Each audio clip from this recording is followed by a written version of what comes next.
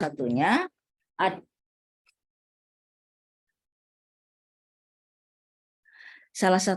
adalah bagaimana kita mampu untuk bergaul langsung dengan seseorang maupun kelompok. Karena kecenderungan kalau kita menjadi seseorang yang FOMO banget gitu ya, maka kita tidak mampu untuk melihat lingkungan secara jernih. Jadi kita nantinya tidak paham tentang diri kita, tidak paham tentang lingkungan kita, terutama adalah kalau kita lihat gitu ya, kalau kita lihat adalah bagaimana hubungan kita dengan orang yang kita cintai. Orang yang kita cintai tidak hanya orang tua kita, tetapi saudara kita juga iya, kita cintai. Juga begitu juga teman-teman kita. Dan ini interaksinya itu nyata.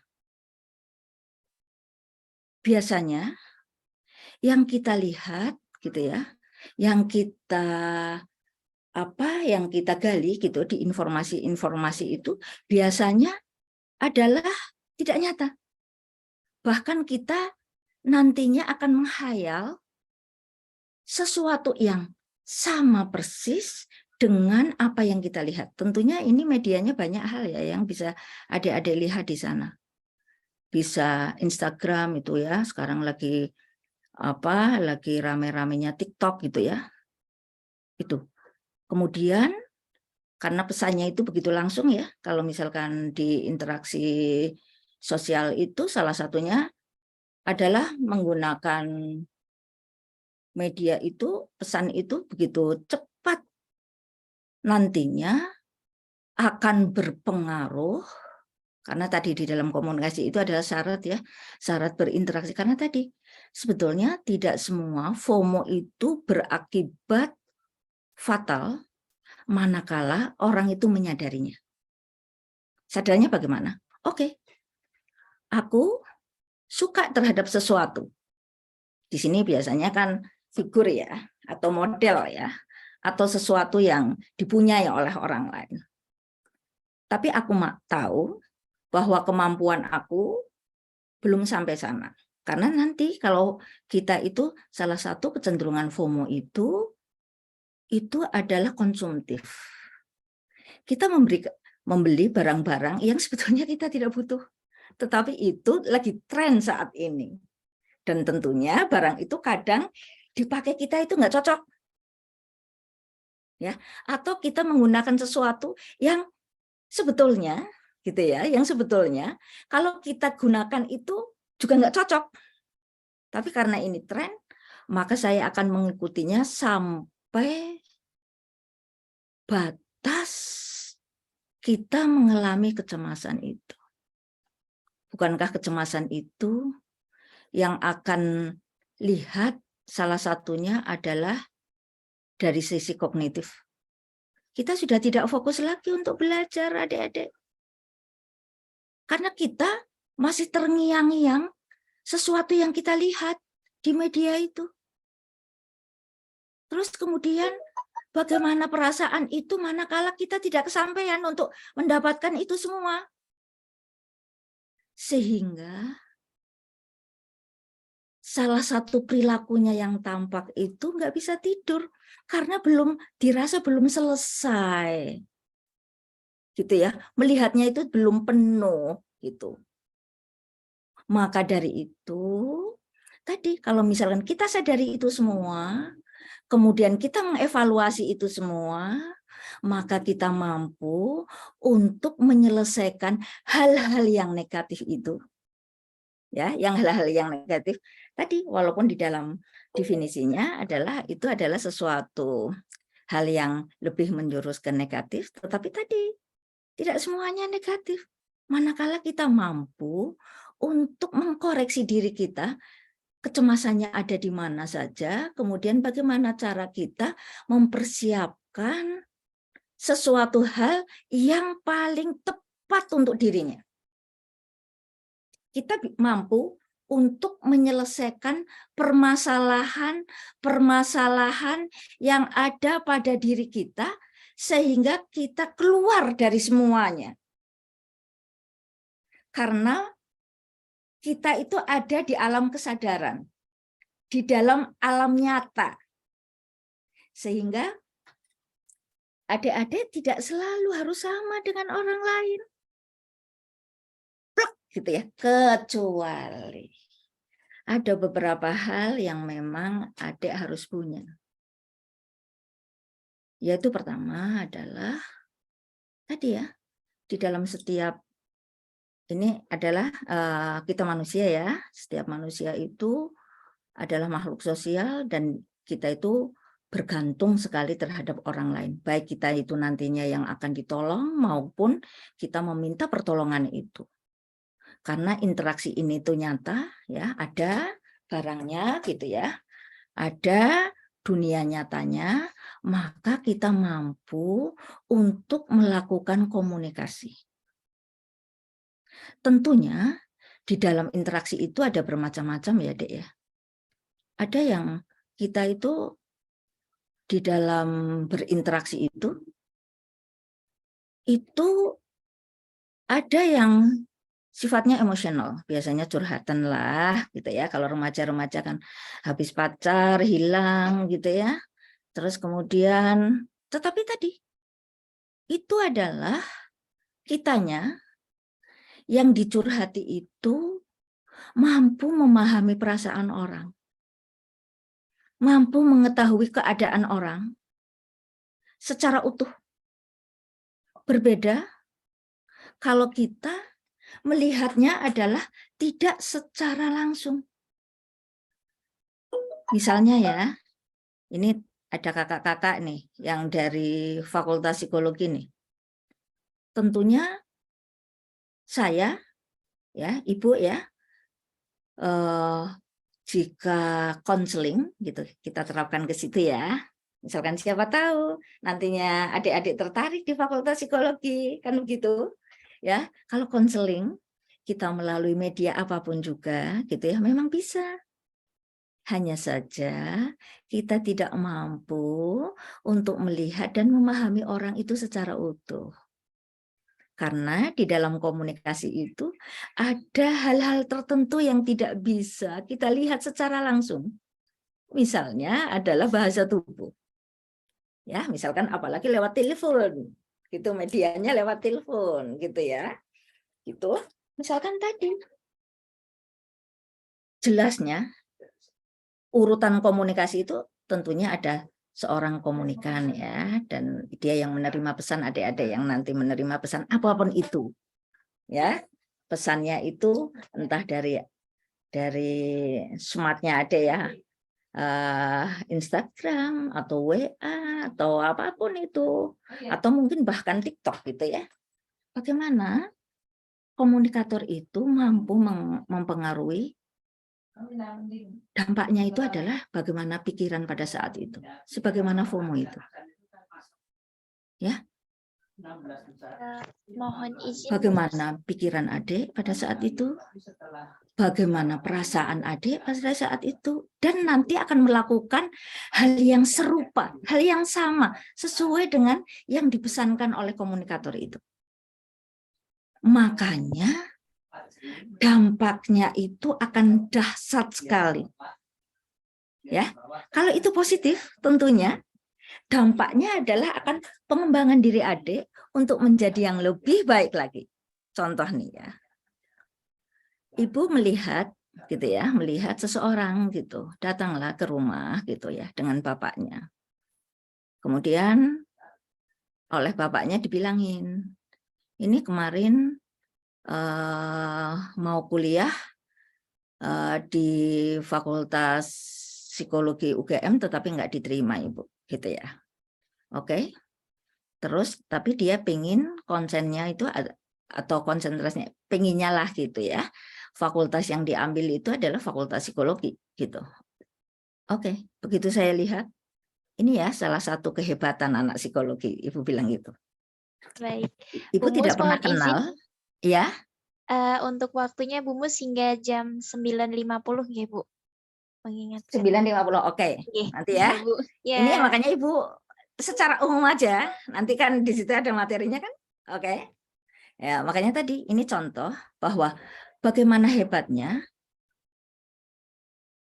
orang-orang psikologi ya, karena saya dari Fakultas Psikologi tentunya akan mengalami dirinya sendiri ya, dari Fakultas Psikologi Dek ya, itu melihat seseorang, dilihat dari bahasa tubuh itu tadi. Saya bilang, putra Bapak pertama adalah sangat sensitif. Ya, ini rasa, sangat sensitif. Dan suka membandingkan dirinya dengan orang lain, sama dengan FOMO. FOMO itu ada perasaan itu. Kalau sudah nonton, buka ya, sesuatu yang disenangi gitu, terus apakah aku sudah sama ataukah belum? Padahal ya, dengan kita mengembangkan potensi yang kita punya itu, kita mampu untuk mengkoreksi diri kita, mana yang kurang, mana yang tidak. Kalau ini tidak, nanti kayak identifikasi. Kalau misalkan ini kakak-kakak sudah tahu ya identifikasi itu seperti apa kan ya, sampai dia tidak mampu untuk tahu tentang jati dirinya, karena dia hampir sama persis, tanpa ada satu perbedaan apapun di sana. Gitu ya. Makanya tadi ada satu hal yang Adek harus boleh dikata perhatikan di sini, bahwa pesan-pesan yang ada apapun itu gitu ya, pesan-pesan apapun itu, bentuknya apapun, maka Adek harus mampu untuk membatasi mana yang harus dilihat, mana yang tidak. Karena dengan adanya ini semua, maka Adek mampu untuk menjalin hubungan atau berinteraksi sosial dengan orang yang ada di dekatnya. Jadi yang dekat itu juga dekat, semakin dekat. Yang jauh apalagi, karena medianya sudah ada. Ya. Dan juga kadang, mengapa di dalam dampak FOMO itu ada tingkat kemuasannya rendah, karena dia ingin selalu mencari sesuatu yang sama dengan orang lain, dan biasanya tadi saya katakan konsumtif, sehingga kita kadang mencari sesuatu itu tanpa dipikir panjang. Maaf ya ini ya, bisa saja dia melakukan satu kriminal, gitu ya, kriminal, melakukan sesuatu, ngapusi gitu ya, ngapusi karena untuk pemenuhan dirinya sendiri, dan dia ingin sama dengan orang lain, tetapi barang yang untuk pemenuhan itu atau dana yang untuk pemenuhan itu tidak ada. Makanya dalam hal ini, adik-adik, saya harapkan adik-adik itu tidak mengalami satu kesepian, karena tadi interaksi yang berupa medsos itu adalah tidak menggunakan, kalau Ibu katakan ya, tidak menggunakan empati. Walaupun kadang tersirat itu adalah empati. Empati itu kita mampu melihat secara utuh kondisi orang itu, dan aku sama dengan apa yang dia rasakan. Kalau saya ya, misalkan ngomong-ngomong, misalkan kita bicara dengan seseorang melalui medsos misalnya begitu, kita tidak mampu, tidak melihat apa yang terjadi pada orang itu, tetapi saya bisa merasakannya. Tapi yang sesungguhnya secara utuh itu tidak mampu. Tetapi kalau kita berinteraksi sosial langsung atau bahkan tidak langsung, tetapi itu adalah efektif ya. Apa yang kita bicarakan itu sesuai dengan tujuan kita itu semua, hidup kita semua, maka kita akan hidup sejahtera. Gitu ya. Makanya tadi kalau misalkan kita dalam kesempatan kita kecenderungannya itu adalah FOMO itu, maka kita akan muncul kecemasan yang tadi Ibu ceritakan. Maka salah satu alternatifnya adalah kalian harus mampu berinteraksi sosial secara baik. Ada beberapa ciri tentang bagaimana kalian mampu untuk berinteraksi secara positif. X, coba tolong ciri-ciri orang yang berinteraksi positif. Tadi saya katakan ada beberapa hal yang ada di interaksi itu. Salah satunya adalah komunikasi. Komunikasi itu adalah biasanya yang paling efektif itu adalah interpersonal. Ya, untuk melihat kondisi masing-masing.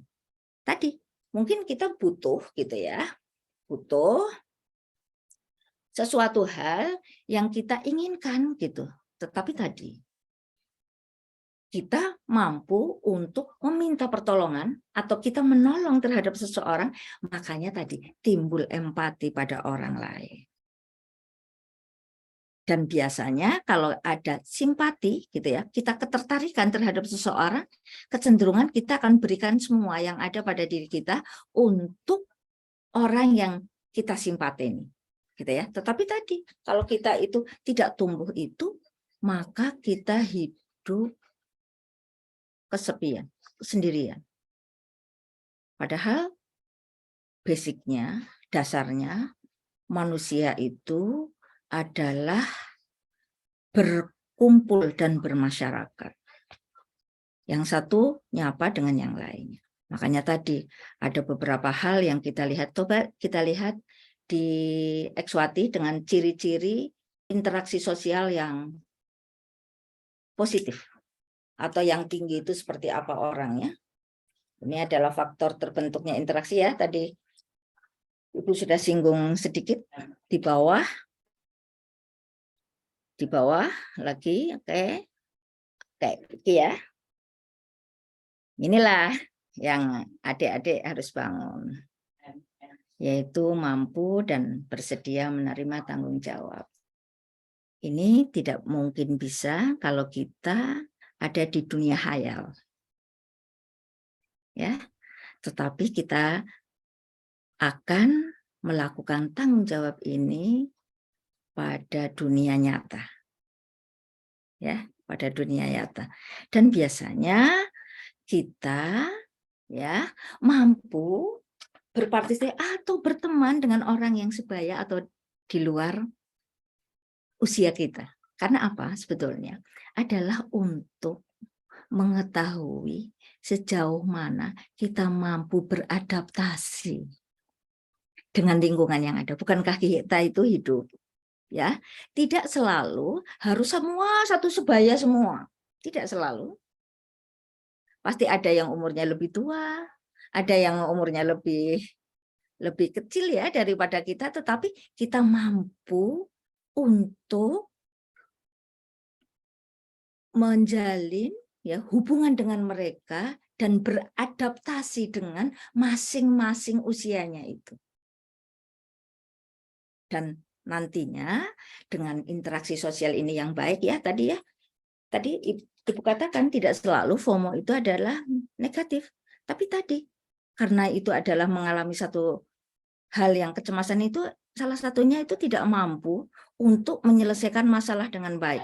Tetapi kalau kita mampu berinteraksi sosial dengan dunia nyata, maka kita mampu untuk menyelesaikan semua permasalahan yang kita hadapi itu. Apapun itu, misalkan putus pacar, maka kita itu mampu bagaimana, oke, aku sakit, aku sakit, ini karena emosi emosional itu sakit, tetapi aku harus bangkit. Terus kemudian dia kognitifnya juga keluar lagi, oke, aku harus menyelesaikan masalahku, manakah yang prioritas, manakah yang tidak.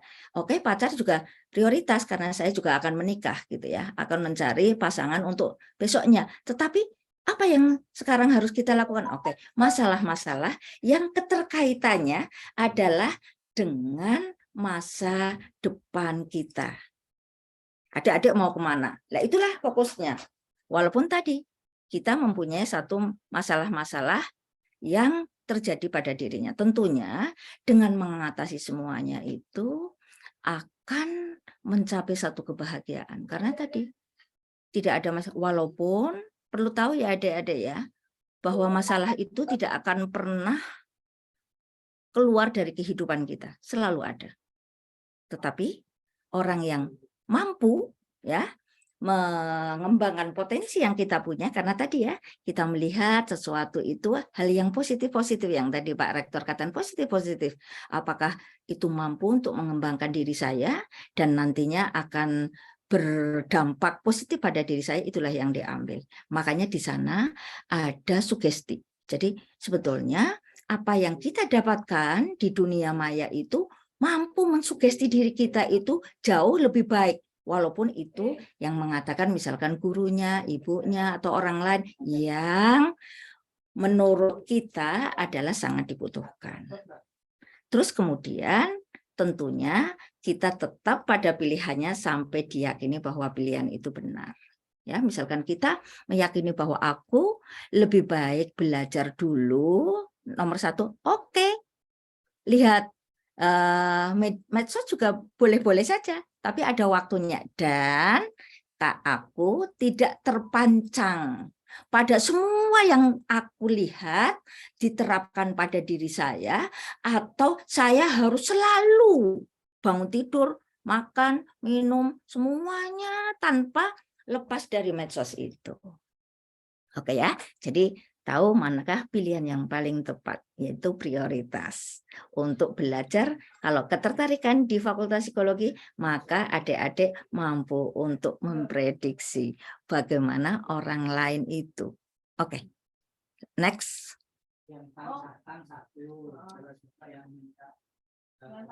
Ini adalah biasanya orang yang berinteraksi sosial baik itu adalah mampu mengambil keputusan. Jadi di sini adalah win-win solution. Dan biasanya dia paham tanpa harus banyak nasihat-nasihat itu. Tahu apa yang harus dia lakukan. Karena tadi kognitifnya bagus, yaitu taraf berpikirnya bagus, emosinya juga stabil, gitu ya. Perilakunya juga terkontrol. Makanya dia mampu untuk menyelesaikan masalah itu. Dan dia biasanya prestasinya itu bisa terlihat karena ada sisi prioritas dalam hidupnya.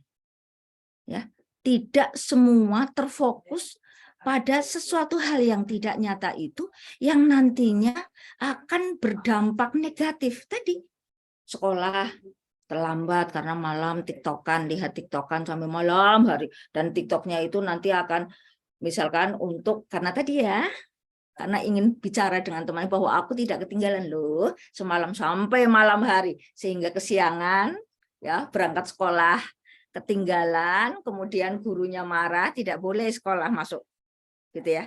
Itu adalah salah satu hal yang menghambat bagaimana adik-adik itu tidak mampu untuk prestasi dengan secara maksimal.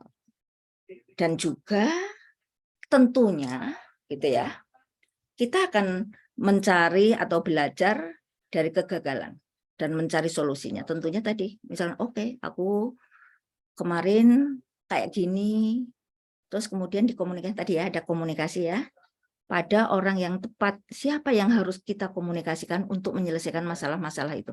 Kalau itu berkaitan dengan gurunya, ya, dengan gurunya, maka kita biasakan untuk menggunakan komunikasi yang asertif. Adik, katakan apa yang adik rasakan, apa yang adik pikirkan gitu ya pada gurunya itu tanpa menyakiti dengan gaya atau bahasa yang santun.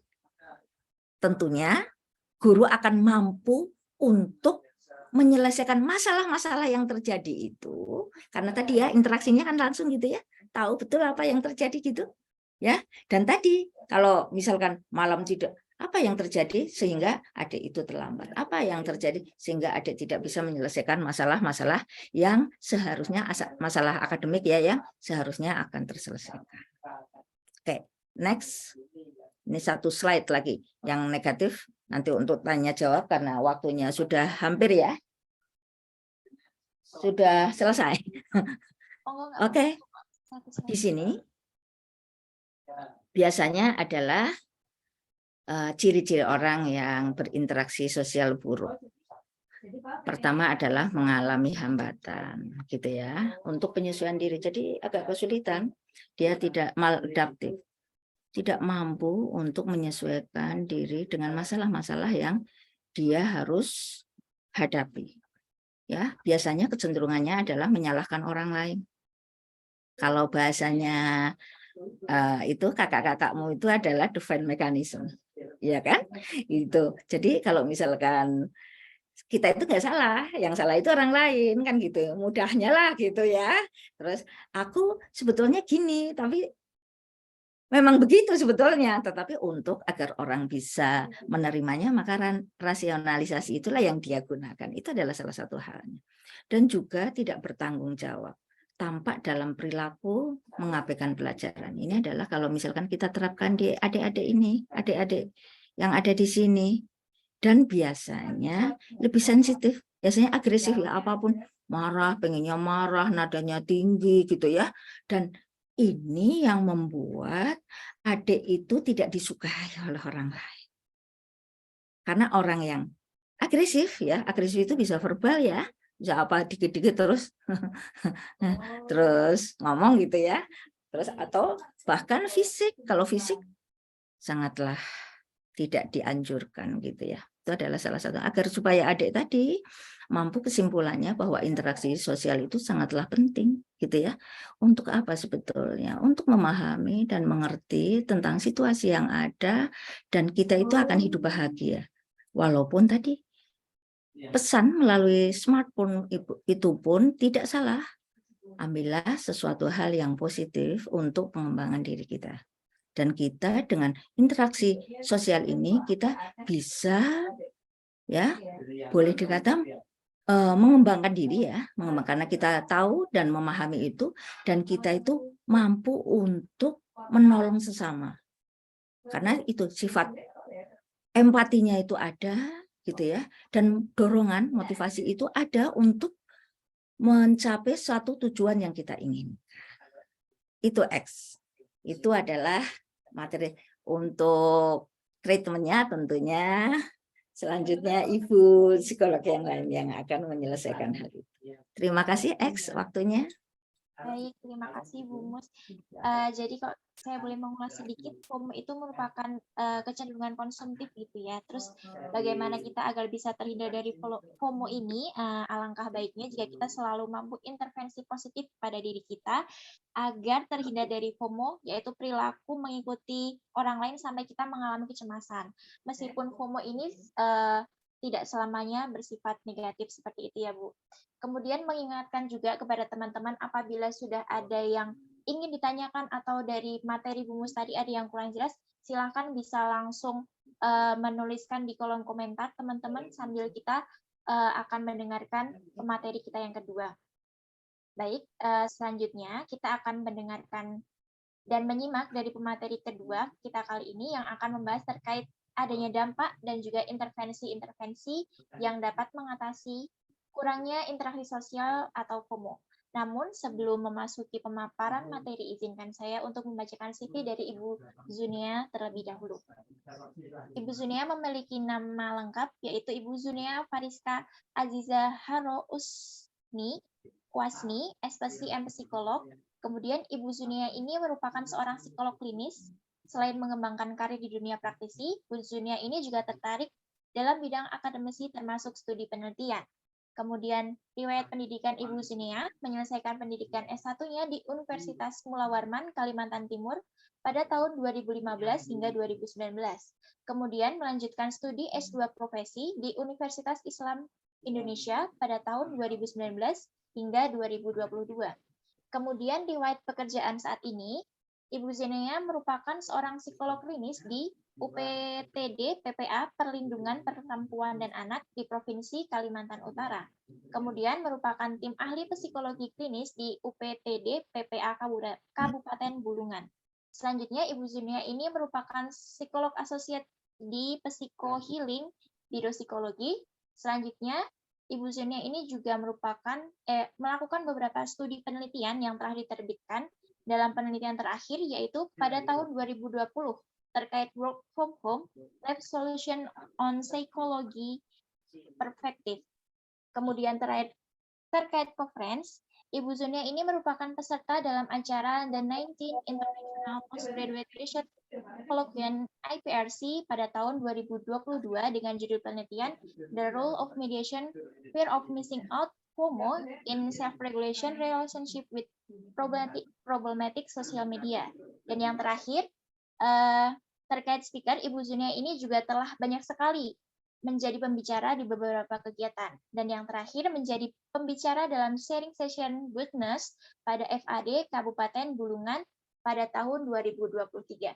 Sebelumnya, Ibu Zunia, apa kabar Bu? Bagaimana kabarnya? Apakah sudah siap untuk memaparkan materinya? Halo Mbak Ekswati, panggilannya apa nih Mbak? Nia. Oh ya Mbak Nia ya. Ya. Ya, mohon izin juga nih Ibu Muslimah, salam kenal Ibu dari Kalimantan. Baik, apakah sudah siap Ibu Zunia? Baik Mbak, untuk materinya sudah saya share ke panitia ya. Oh ya, baik. Kalau gitu kepada Ibu Zunia dipersilahkan. Oke. Assalamualaikum warahmatullahi wabarakatuh. Selamat pagi semuanya. Teman-teman, Bapak, Ibu sekalian, terima kasih atas kesempatannya sudah memberikan kesempatan bagi saya untuk berbagi, untuk sharing informasi tentang FOMO sesuai dengan topik kita pada hari ini, yaitu mendekatkan yang jauh dan menjauhkan yang dekat. Seperti itu. Boleh sambil di next, Mbak.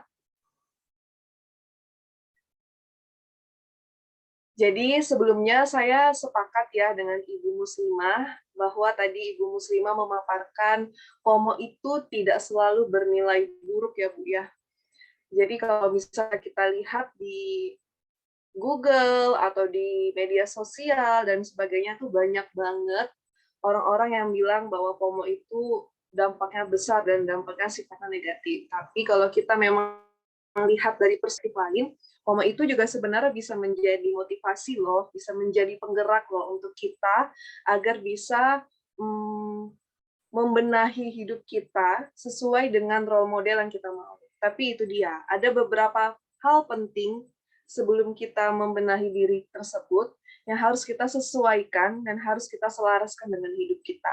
Untuk itu hari ini izinkan saya untuk sharing info mengenai FOMO lebih dalam lagi, karena kebetulan saya juga pernah meneliti beberapa studi tentang fear of missing out.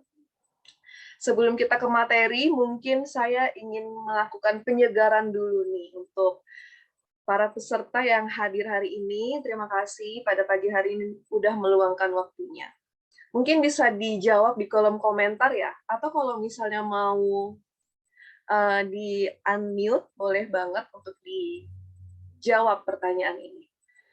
Mungkin bisa sambil dihayati dan dipikirkan, kira-kira coba sebutkan satu momen atau situasi yang paling berharga bagi Anda. Pikirkan, lalu jawab.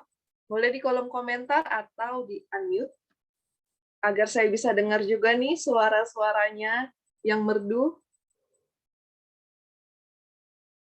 Mungkin Mbak Mia boleh bantu jawab dulu nih sebagai pengantar.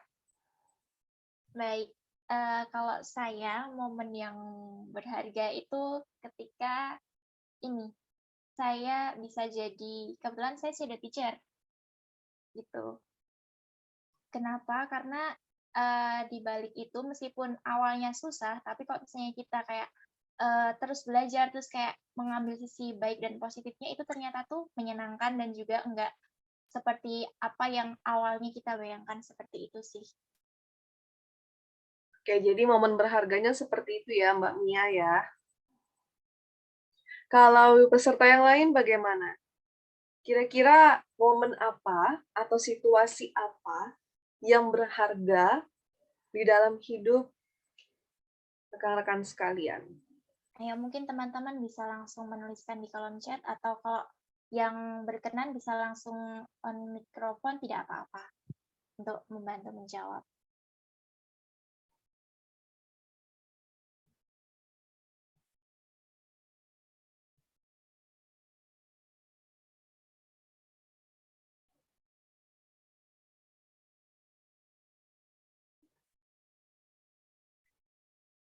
Oh, ada yang bingung. Bingungnya kenapa nih? Karena banyak momen berharga atau karena bingung yang mana yang berharga, mana yang bukan gitu kali?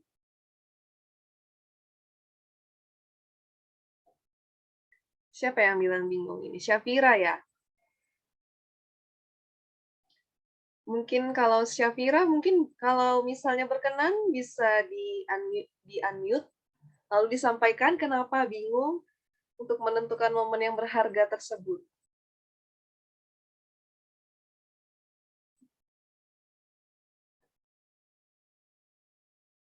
Ini sudah ada beberapa yang menjawab dari Pak Adit, kemudian dari Venta, kemudian dari Bu Femi, kemudian dari Chris. Salah satu momen berkesan saya ketika saya bisa wisuda dan orang tua saya dapat hadir dalam wisuda saya, seperti itu. Oke, berarti momen-momennya di sini yang berharga lebih ke arah positif ya. Oke. Setiap momen yang terjadi di dalam hidup kita itu memang sifatnya subjektif, sesuai dengan apa yang benar-benar dialami oleh masing-masing individu. Dan itu adalah hal yang valid, jadi pastinya setiap itu nyata dan bisa kita rasakan benar-benar masing-masing dari hidup kita. Kenapa saya tanya momen yang berharga dalam hidup? Karena fear of missing out itu sangat berkaitan dengan momen yang berharga. Nah, mungkin kita bisa next untuk melanjutkan. Nah, sebelum kita mulai ke materinya, saya pengen bareng-bareng nih kita coba mini survei. Teman-teman yang mungkin 2 device bisa bantu untuk isi surveinya dengan mengklik barcode, bukan mengklik ya, tapi maksudnya menangkap barcode lalu diisi surveinya, atau mengklik dari link yang sudah saya bagikan di layar. Jadi silahkan diisi surveinya, tapi jangan lama-lama ya, karena waktunya kita terbatas. Jadi kalau bisa 3 menit udah selesai gitu. Ya, silakan teman-teman mungkin bisa menggunakan ini linknya atau kalau misalnya mau langsung difoto gitu untuk langsung diisi. Bener banget. Izin sambil menunggu mungkin Mbak Mia boleh bantu menjadikan saya host atau co-host untuk bisa membagi hasil dari survei ini. Saya ingin menampilkan di layar kira-kira peserta pada hari ini jawabannya secara umum seperti apa.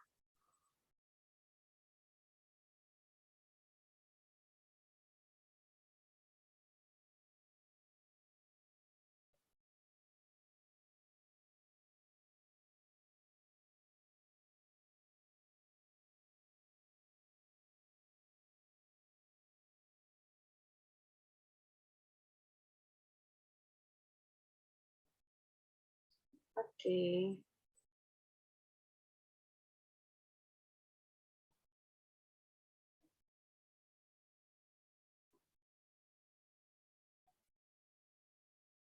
Saya coba untuk Mbak Mia mungkin panitia yang menampilkan Sebentar, slide saya bisa di stop share screen.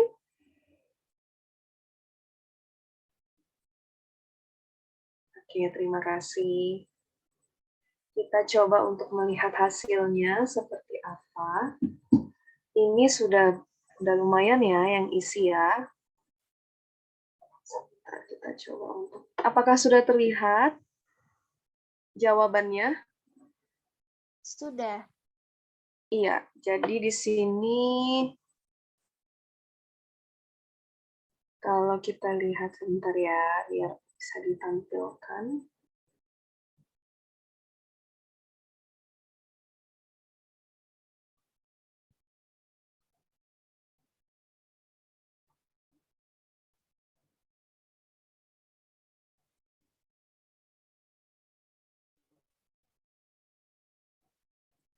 Di sini peserta pada hari ini lumayan ini ya, bisa terlihat dari survei, kecenderungan FOMO-nya sebagian besar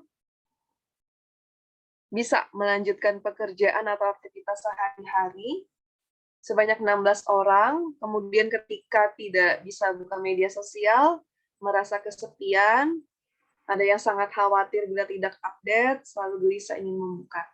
Nah, jadi maksud saya ingin mengadakan survei ini sebenarnya hanya bentuk sebagai evaluasi diri kita pribadi aja, karena berdasarkan beberapa penelitian, rata-rata orang membuka media sosial itu sekitar 2 jaman lebih begitu.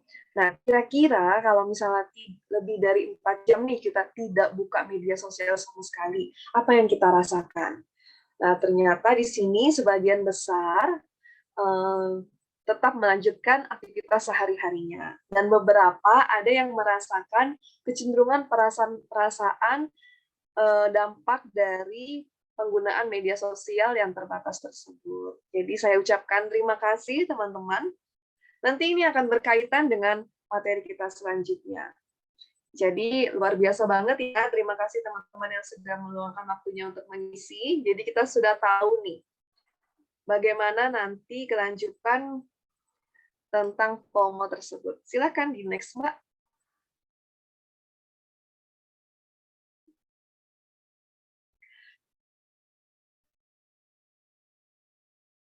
Bisa dibantu di next. Diturunin ke bawah mungkin.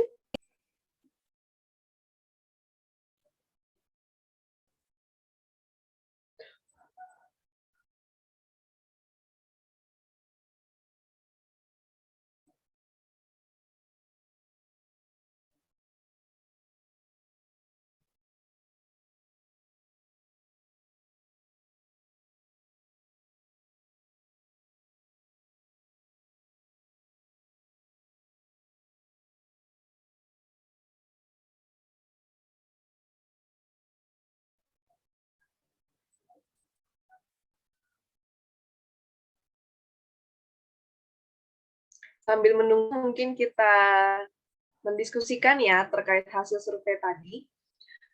Saya rasa beberapa yang menjawab melanjutkan pekerjaan, mungkin indikasinya saat ini memiliki rutinitas sehari-hari yang sifatnya urgent.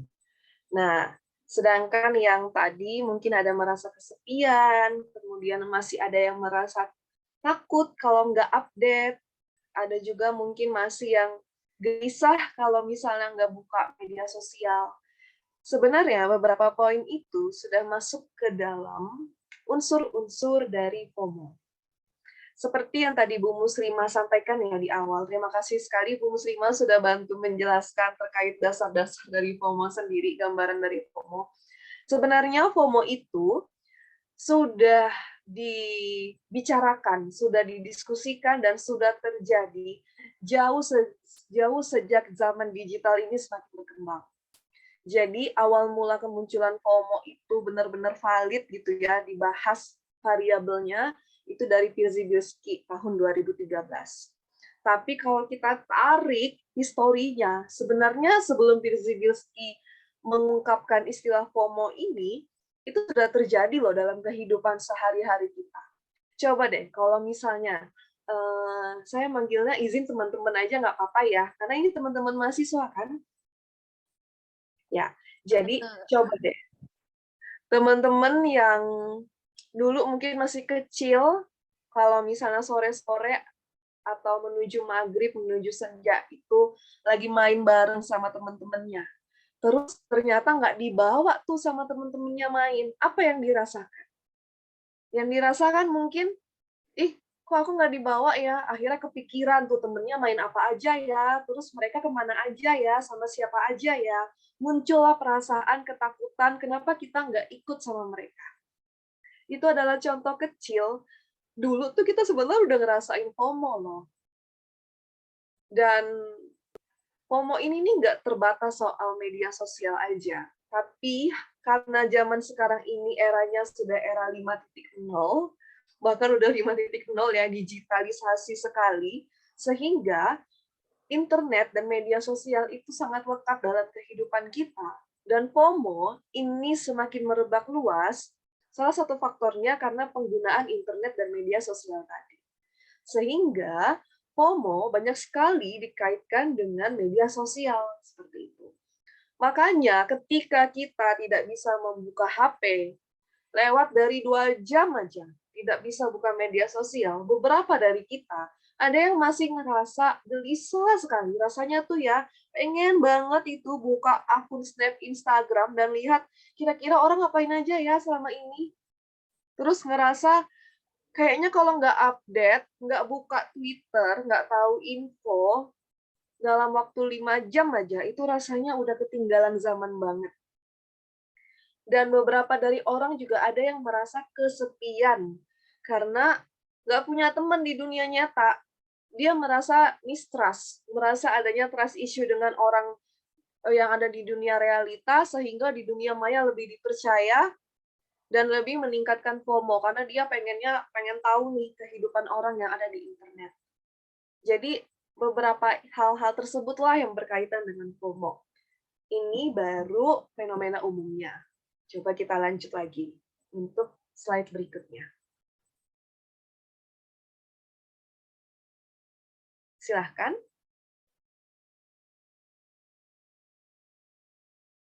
Oh, kalau misalnya mau dilanjutkan slide-nya harus dikeluarkan gitu dulu ya.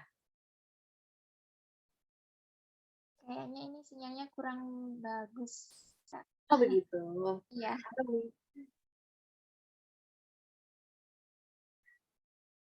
Atau nggak apa-apa begitu aja. Iya, benar-benar. Nah, mungkin beberapa dari teman-teman di sini ada yang suka nonton drakor nggak? Suka. Nah, kira-kira nih, pernah melihat poster dari drakor ini? Mungkin pecinta K-wave dan K-pop ini udah nggak asing lagi ya sama drakor. Khususnya drakor yang menurut saya viral beberapa pekan yang lalu ya. Ini drama Korea serial dari Netflix. Nggak apa-apa ya, saya sebutin brand ya. Dari Netflix itu judul drakornya Celebrity. Drakor ini, tuh udah ada yang jawab Celebrity. Jadi drakor ini menurut saya drakor yang sangat-sangat baik untuk dijadikan sebagai referensi pembelajaran terkait FOMO. Karena di drakor ini menceritakan kehidupan para influencer, kehidupan para selebriti Instagram, yang hidupnya itu pokoknya harus sesuai dengan orang-orang yang di media sosial, yang di dunia maya. Itu udah jelas banget dijelaskan sama Bu Muslimah tadi teorinya. Dan di kehidupan nyatanya, kita bisa lihat itu di drakor tuh udah menjelaskan sekali bagaimana orang-orang itu sampai pakai baju yang sama dengan para influencer tersebut karena ngerasa ini tren. Mulai dari sepatu high heels yang menurut kita biasa aja sebenarnya, tapi karena ditrenkan oleh para influencer yang punya value tadi, yang punya branding diri yang oke di media sosial, sehingga bisa menjadi sumber cuan ya, bisa menjadi sumber finansial untuk mereka, tapi kita yang ngalamin kebangkrutan nih, karena harus mengikuti selalu fenomena mereka. Dan bayangkan, kalau misalnya kita ketinggalan aja, itu kita bakalan ketinggalan jauh. Jadi, dampak dari FOMO ini ya, dampak yang paling terbesar adalah ketika kita sekali aja meninggalkan tren, kita akan merasa kita ini orang yang paling culun, kita orang yang paling, pokoknya kita kayak ngerasa insecure banget. Bahkan ukuran berat badan aja itu mereka bahas di situ. Jadi berat badannya harus sama dengan para influencer yang menjadi tokoh di selebriti ini. Jadi luar biasa banget dampak dari FOMO kalau misalnya nggak dikendalikan, bisa sampai begitu. Oke, next lanjut. Nah, ini saya mungkin menjelaskan sedikit saja, karena tadi udah dijelaskan banget sama Ibu Muslimah. Saya sedikit merecall bahwa FOMO ini memang suatu permasalahan atau sindrom ya, kita bilang, beberapa kumpulan-kumpulan gejala yang bisa mengganggu kesehatan mental. Di mana ketika kita terus-menerus merasa takut tertinggal oleh momen atau orang lain atau informasi yang terus berkembang, kita akan ngerasa fear of missing out tadi. Kita akan merasa cemas, merasa takut, sampai nanti bisa dampak pada kualitas hidup kita. Lanjut. Nah, kalau ciri-ciri FOMO sendiri, berdasarkan studi yang saya dapatkan, jadi pada intinya ada 3 sih kalau yang saya klasifikasikan. Yang pertama, takut kalau misalnya nggak tahu pengalaman peristiwa berharga milik orang lain. Ini saya kaitkan dengan yang di awal tadi ya. Kenapa saya tanya, teman-teman ada momen berharga apa di dalam hidupnya? Itu yang mau saya tanya. Itu sebenarnya berfungsi apakah sejauh ini kita sudah benar-benar mengenal momen-momen berharga dalam hidup kita, alih-alih kita lebih memperhatikan momen berharga milik orang lain.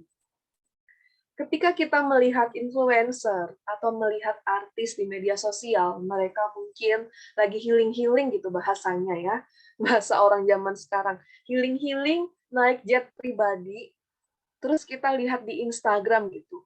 Apa yang kita rasakan ketika melihat itu? Ikut senang, ikut bahagia, ikut kenyang mata mungkin, atau justru kita merasa, wah dia udah kesini nih, oh habis ini aku harus tahu dia mau kemana lagi, habis ini aku harus tahu dia kemana lagi. Nah, hal-hal itu yang perlu kita identifikasi lebih dalam, jangan-jangan itu sudah masuk ke dalam indikasi gejala dari FOMO. Kemudian adanya perasaan khawatir. Khawatirnya seperti apa? Ya kalau khawatir normal nggak apa-apa sih, karena kan kadang kita juga khawatir sama keadaan keluarga kita. Mbak, keluarga aku nih, aku lagi merantau nih di Jogja, keluarga aku mungkin ada di Probolinggo atau ada di Sidoarjo, aku khawatir. Nah, itu nggak apa-apa, karena memang normal, situasi yang normal.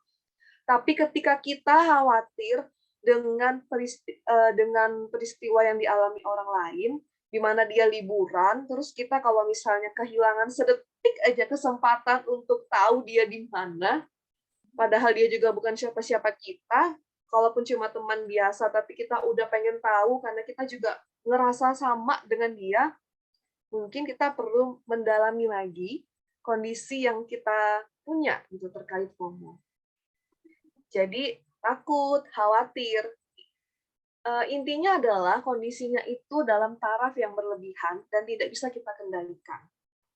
Kemudian kita pengen terus terhubung nih. Kalau misalnya HP kita hilang, kita kayaknya ya kalau zaman sekarang lebih milih dompet kita yang ketinggalan di kos, alih-alih HP kita deh yang tertinggal. Bener nggak?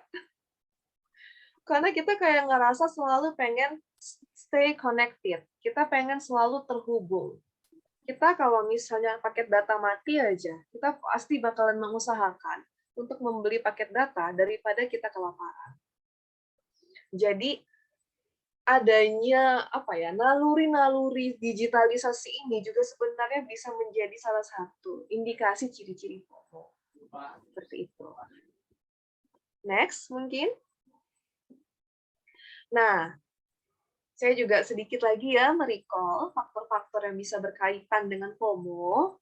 Pada intinya, beberapa studi sejauh ini ya, dari beberapa tahun terakhir sampai sejauh ini, sebenarnya saya melihat ternyata tidak ada perbedaan jenis kelamin. Mau laki-laki, mau perempuan, sebenarnya bisa aja sama-sama merasakan FOMO. Cuman ada beberapa studi yang mengatakan bahwa, oh ada kok laki-laki yang mengalami tingkat FOMO yang lebih tinggi.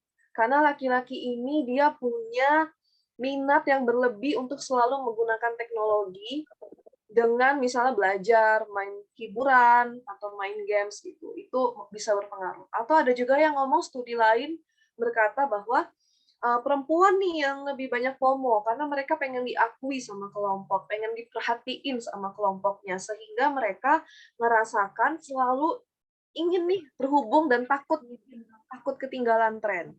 Nah, cuman yang saya simpulkan, yang saya lihat dari benang merah studi-studi yang berbeda ini, ada satu studi yang akhirnya berkata bahwa menunjukkan hasil penelitiannya tidak ada perbedaan gender.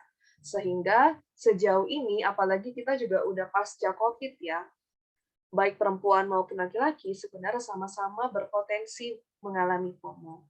Dan rentang usianya nih sama banget ya dengan apa yang Bu Muslimah sampaikan, bahwa usia rata-rata orang yang bisa terjangkit FOMO lah ya bahasanya ini, ya antara 18 sampai 30-an tahun.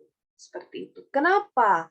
Karena masa-masa ini adalah masa di mana orang tersebut ingin mendapatkan informasi lebih dalam perkembangan dirinya. Karena dia mungkin ingin mencari info, mencari teman, mencari relasi, seperti itu. Dan di satu studi saya juga pernah membaca bahwa semakin muda, semakin remaja, bahkan mungkin ada juga yang sampai mau ke 13 tahun, itu sebenarnya bisa loh kecenderungan mengalami FOMO. Kemudian FOMO ini juga sangat berkaitan dengan pengguna SNS. SNS itu apa? Itu adalah social networking site yang itu tadi, media sosial salah satunya, Instagram, Facebook. Semakin berkembangnya zaman, semakin berkembangnya digitalisasi, ini akan semakin menimbulkan banyak jenis media sosial dan tentunya akan semakin meningkatkan jumlah FOMO. Kemudian yang ingin saya sedikit saja menambahkan, motivasi. Ini sangat berpengaruh dalam munculnya FOMO ya. Jadi di dalam diri manusia itu, mungkin teman-teman yang mahasiswa psikologi juga pernah belajar ya, bahwa manusia itu kan memiliki beberapa kebutuhan. Ada kebutuhan fisiologis, kebutuhan psikologis, kebutuhan emosi, kebutuhan sosial, dan sebagainya. Ada istilah yang namanya kebutuhan relatedness. Relatedness itu adalah kebutuhan manusia untuk pengen selalu terhubung dengan orang lain, pengen bergabung dengan orang lain. Ada juga istilah kebutuhan kompetens. Kebutuhan kompetens ini adalah kebutuhan manusia ingin memiliki kompetensi atau efektivitas dalam berinteraksi secara sosial. Ada juga yang namanya kebutuhan otonomi, yaitu kebutuhan di mana orang memiliki otoritas untuk menentukan keputusannya sendiri, tidak tergantung sama orang lain. Nah, kalau kebutuhan-kebutuhan ini rendah, misalnya nih, kayak kebutuhan relatedness itu rendah, dia nggak punya nih, nggak terpenuhi nih keterhubungannya dia dengan orang lain di dunia nyata. Maka dia akan melakukan pelampiasan atau pengalihan dengan menghubungkan dirinya di dunia maya. Begitu juga dengan kompetens. Ketika tidak tersalurkan di dunia nyata, maka dia akan mengefektifkan kualitas sosialnya dia di dunia maya. Ketika dia tidak punya atau rendahnya kemampuan untuk mengatur diri sendiri, menentukan keputusan sendiri dalam hidup akan berpengaruh di dunia maya. Seperti itu. Next. Mungkin kita agak sedikit gercep ya, karena waktunya mungkin udah mau di pertengahan, jadi bisa kita bahas tentang intervensinya. Oke, next mungkin teman-teman. Jadi pada intinya beberapa ciri dari FOMO itu tadi, khawatir, takut, dan stay connected atau selalu ingin terhubung, itu bisa menjadi dasar kita untuk mengidentifikasi. Asalkan tingkatnya itu yang memang tinggi dan tidak bisa dikendalikan, tidak bisa dikontrol seperti itu. Nah, kalau misalnya tidak bisa dikontrol, apa yang terjadi? Maka akan menimbulkan bahaya atau akan menimbulkan dampak. Dampaknya sudah tentu dapat negatif. Kenapa? Karena akan berpengaruh kepada kualitas kehidupan kita. Contohnya nih dampak yang ditimbulkan. yaitu bisa berpengaruh kepada kesehatan, baik kesehatan fisik maupun mental. Nah, karena FOMO ini terkait dengan kebutuhan yang saya bilang tadi ya, ketika seseorang mengalami FOMO, hal yang akan dia rasakan itu berupa bentuk perasaan kegelisahan. Kegelisahannya itu karena tidak bisa merasakan atau mengalami kebahagiaan yang secara natural, secara lahiriah dari dia sendiri gitu.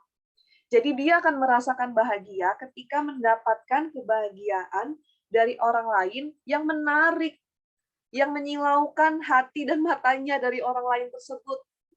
Nah, kalau misalnya nih kebahagiaan dari orang lain itu tidak dia dapatkan, maksudnya tidak secara visual dia tonton atau dia dapatkan ya, tidak tersalurkan lah bahasanya, ya dia akan merasakan cemas, sepi, hampa, kemudian juga bisa semakin kecanduan menggunakan media sosial, dan bisa nomofobia.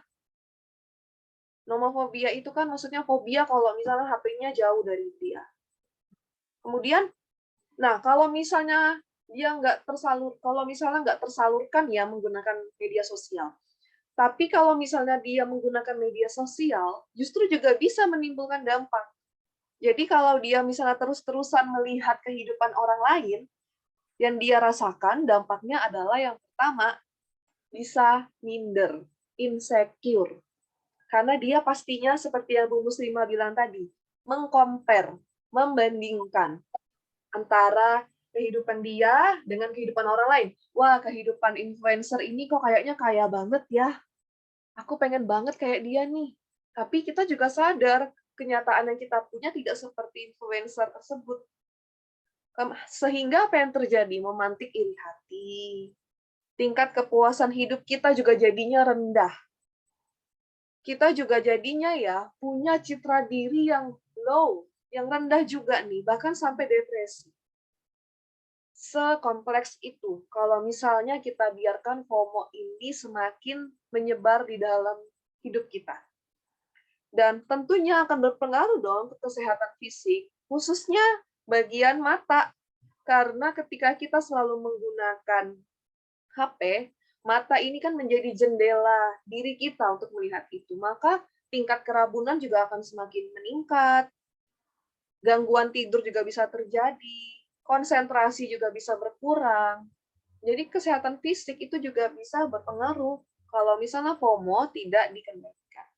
Dan pastinya sosial juga akan ikut terpengaruh. Kita akan mengalami disorientasi realitas, di mana kita tidak tahu lagi nih mana dunia yang benar-benar nyata menurut kita. Kita hanya melihat antara dunia maya dan dunia nyata itu sama aja gitu.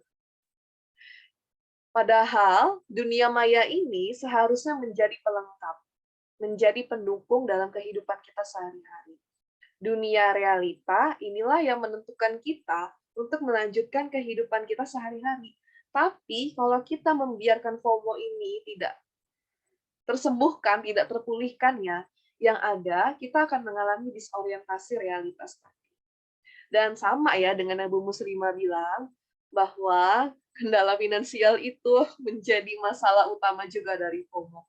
Kita akan mengeluarkan kocek yang banyak, yang besar, karena kita ingin sama mengidentifikasi diri kita dengan tokoh yang kita lihat, atau teman yang juga misalnya beli iPhone Pro Max gitu kan, kita pengen beli juga. Padahal mungkin harusnya uang itu untuk bayar kuliah, gitu Bu ya. Jadi kendala finansial itu juga sangat berpengaruh kalau misalnya FOMO ini tidak terkendali seperti itu. Mungkin bisa lanjut. Nah, bahaya-bahaya dari FOMO ini memang perlu kita atasi. Jadi kalau misalnya kita sudah tahu nih FOMO ini sudah ada di dalam diri kita ya, indikasinya ada, maka penting sekali kita mengkaitkannya dengan regulasi diri. Kebetulan saya kemarin melakukan penelitiannya regulasi diri dengan FOMO. Sebenarnya ada lagi satu variabel yang baru, problematik social media use. Jadi penggunaan media sosial yang bermasalah itu menjadi variabel juga di penelitian saya, tapi menurut saya yang paling penting dibahas hari ini adalah perlunya regulasi diri dengan FOMO. Jadi semakin rendah regulasi diri kita, maka akan semakin meningkatkan tingkat ketakutan akan kehilangan momen atau FOMO tadi. Kenapa sih bisa gitu? Jadi ketika kita nggak mampu mengendalikan diri kita ya, contohnya gini aja, pernah nggak sih teman-teman berada di posisi, kalau misalnya udah telanjur masuk ke dalam situasi tertentu, pasti bakalan susah keluar. Nah, sama tuh, efek dari regulasi diri tuh kayak gitu. Jadi, kalau regulasi diri kita rendah ya, kita bakalan kayak gini nih berpikirnya. Nah, udahlah, udah telanjur juga buka medsos dari jam 7 pagi, sekarang udah jam 12 siang, nggak apa-apa, lanjut lagi udah telanjur. Kayak gitu tuh, pola pikirnya. Ketika regulasi diri kita tidak kita benahi dengan baik. Ya udahlah, nggak usah lah dulu keluar-keluar, main ini aja, nonton YouTube aja, nonton si ini, influencer ini, gitu. Nggak apa-apa sih kalau misalnya kita kayak nonton YouTube, buka media sosial tuh nggak apa-apa, karena itu bagian dari pelengkap hidup kita. Tapi jangan sampai kita kayak melupakan prioritas-prioritas nyata yang ada di dalam kehidupan nyata kita gitu. Nah, regulasi diri ini memang penting banget kita perlu tingkatkan, karena semakin kita bisa mengontrol diri kita, maka tingkat FOMO akan rendah. Seperti itu. Mungkin bisa next. Kita agak cepat nih. Nah, jadi dari regulasi diri, kemudian FOMO, sebenarnya itu juga udah dibahas ya sama beberapa ilmuwan, beberapa peneliti, bahwa memang si FOMO ini tadi bisa diatasi ketika ada upaya untuk meregulasi atau mengendalikan diri kita. Nah, jadi kalau misalnya kita bertanya, kira-kira apa sih yang bisa kita lakukan untuk menyikapi FOMO begitu? Yang bisa kita lakukan adalah pertama-tama menyadari bahwa FOMO ini bisa dikendalikan dengan adanya upaya untuk meregulasi dan upaya menyadari tentang diri kita dulu. Next dulu, next lagi.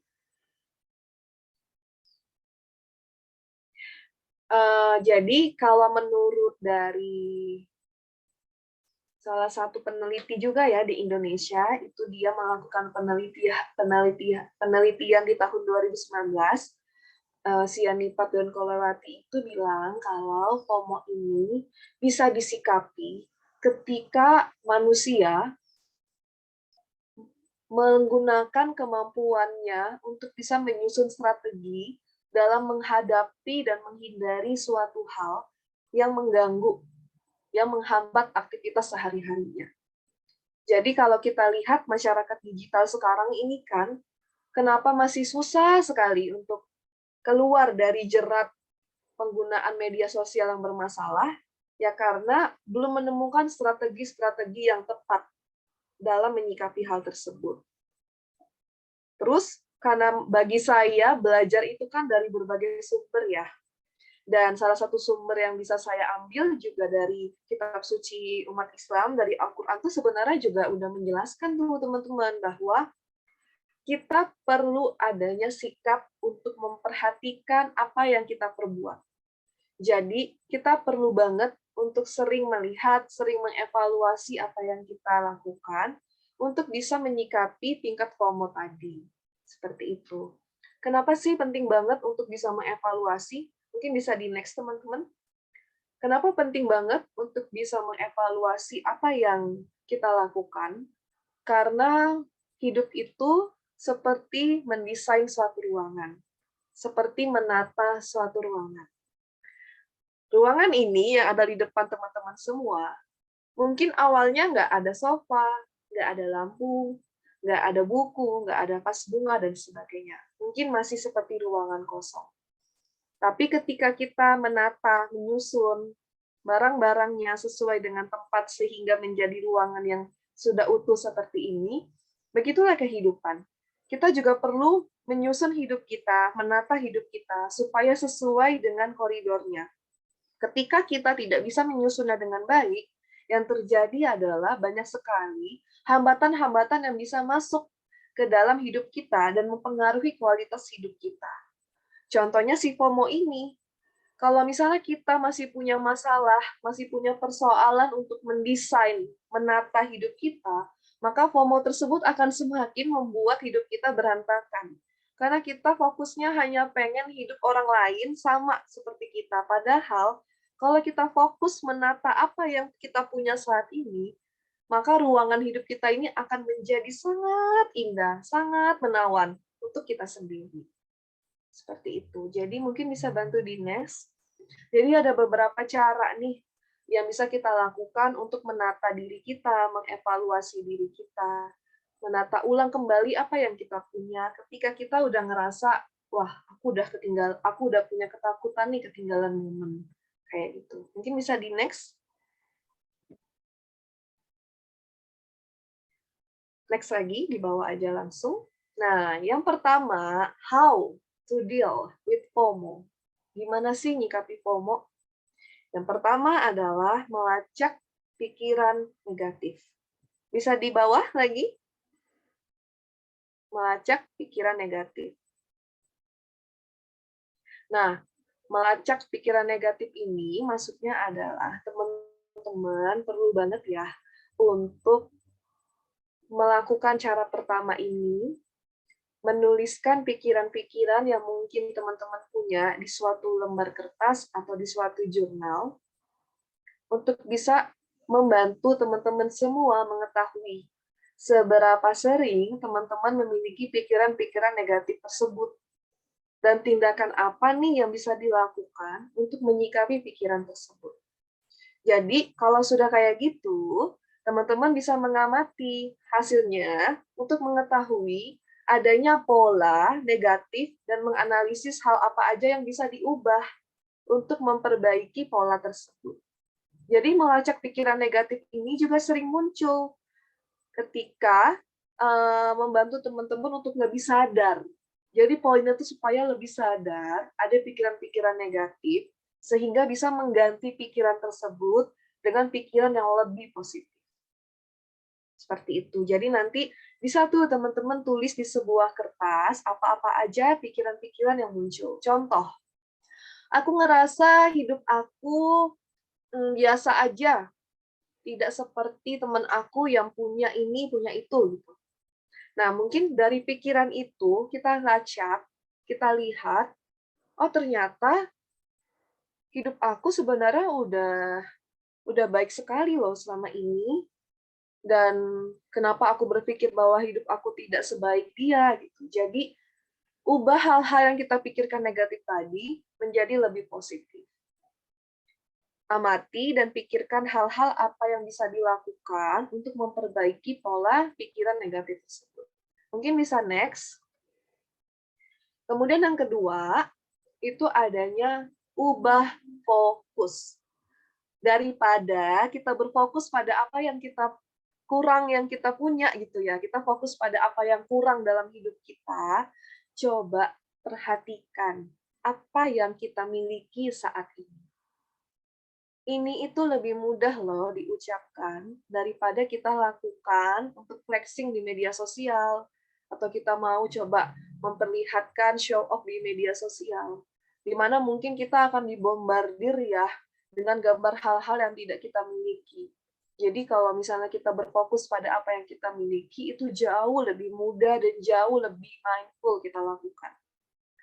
Terus tambahkan lebih banyak orang-orang yang positif ke feed media sosial kita, ke beranda media sosial kita, orang-orang yang inspiratif, orang-orang yang menjalankan hidup ini penuh dengan value, penuh dengan nilai.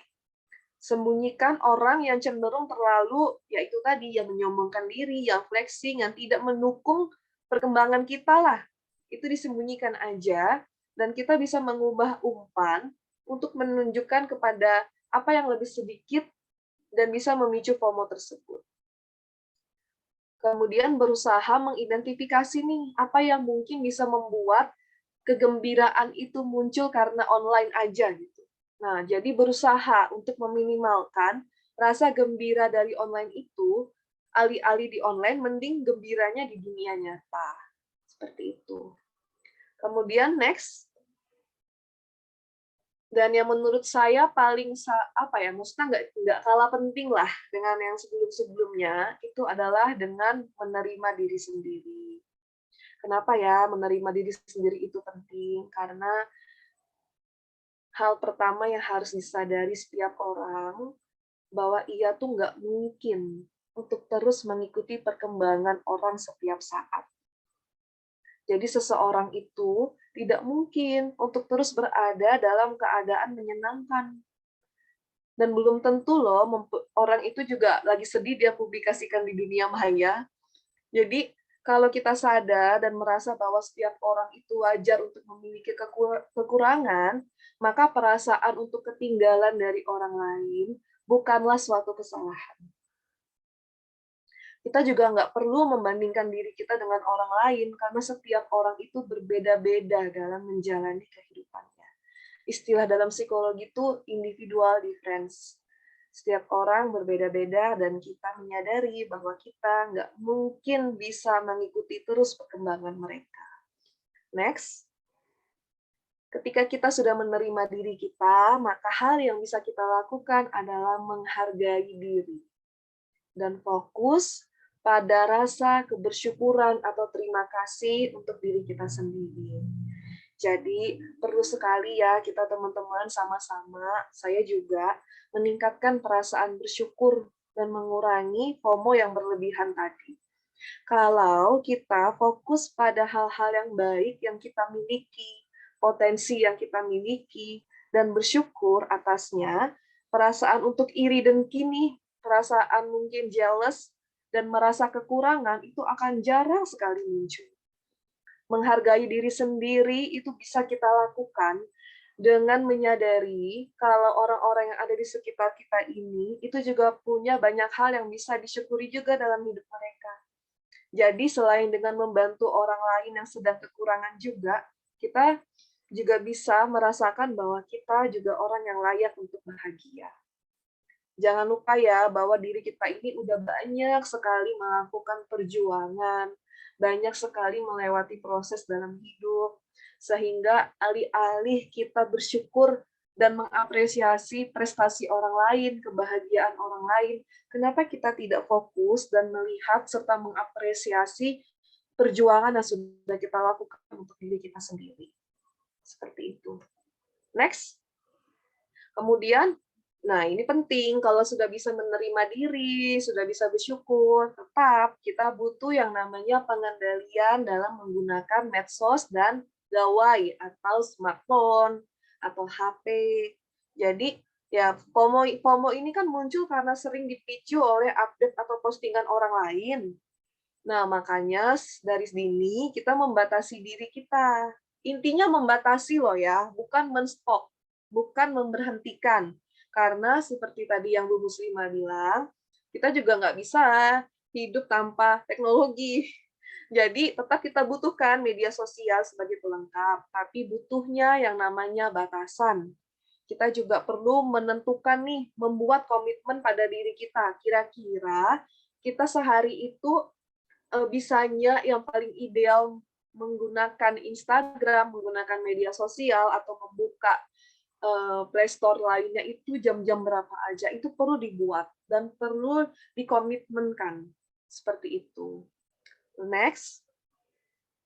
Nah, ini yang terkait dengan interaksi sosial. Kita perlu menyadari bahwa kondisi realita, kondisi nyata, itu lebih penting dari koneksi maya. Orang-orang yang merasa tertekan atau dalam keadaan sulit seringkali mencari dukungan atau bantuan dari orang terdekatnya. Betul nggak?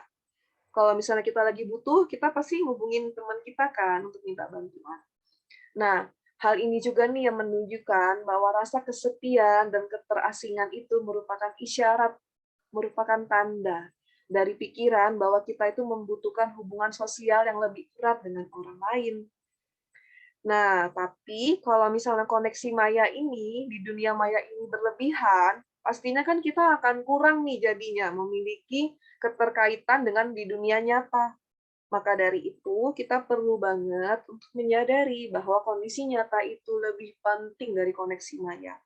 Berapa orang sih yang bisa tertipu karena dunia maya? Berapa orang yang kenalan di media sosial, ternyata pas ketemu beda. Jadi kita penting banget ya untuk menyadari kondisi nyata tuh jauh lebih penting. Seperti itu.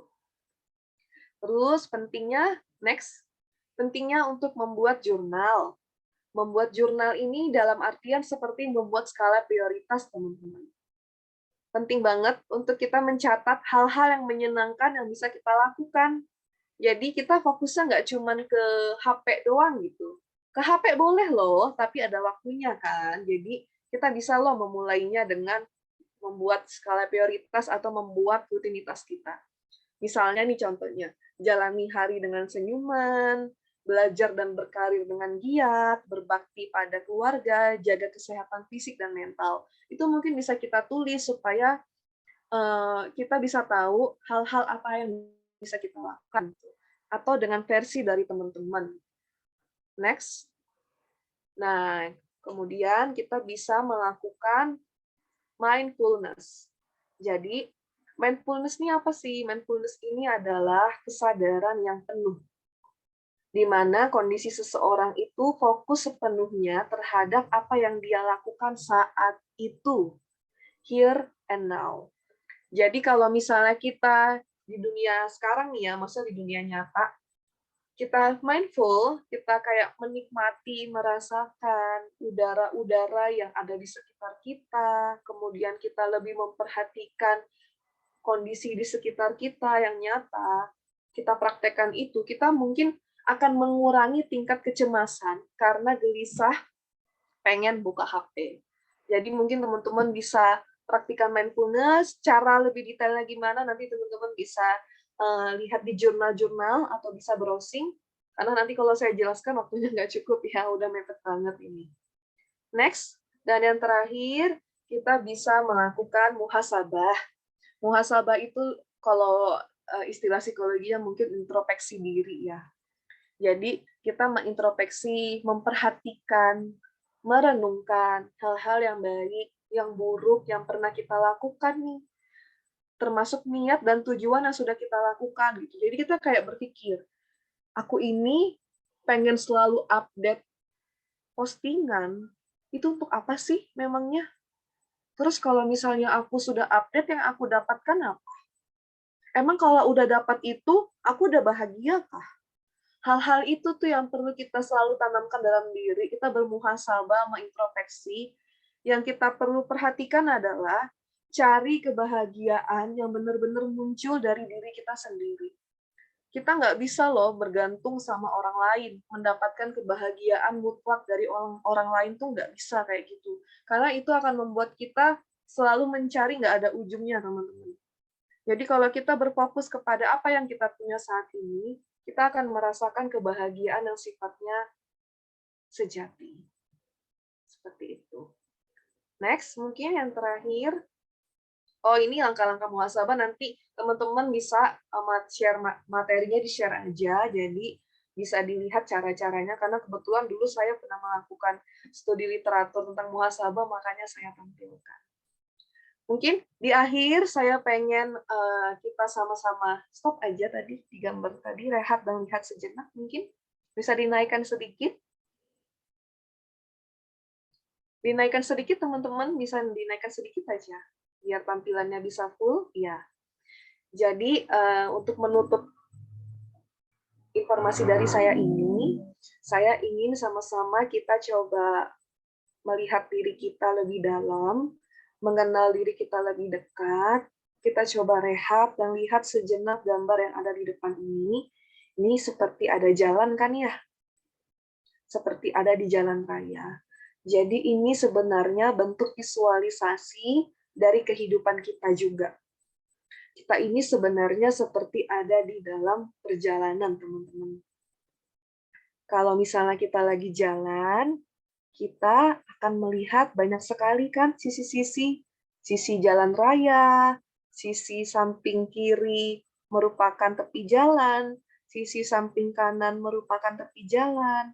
Nah, masing-masing perjalanan ini kita mau menuju ke lokasi tujuan kita. Tapi terkadang dalam hidup kita akan menemukan rintangan, menemukan jalan yang rusak, menemukan jalan yang berlubang, atau kita akan melihat di tepi jalan sebelah kanan atau sebelah kiri kita ada persinggahan. Mungkin ada persinggahan tempat rumah yang sangat bagus sekali, yang sangat menawan. Sampai kita pengen juga punya rumah yang kayak gitu. Terus kita juga akhirnya karena selalu melihat tepi kanan, tepi kiri, kita selalu menoleh.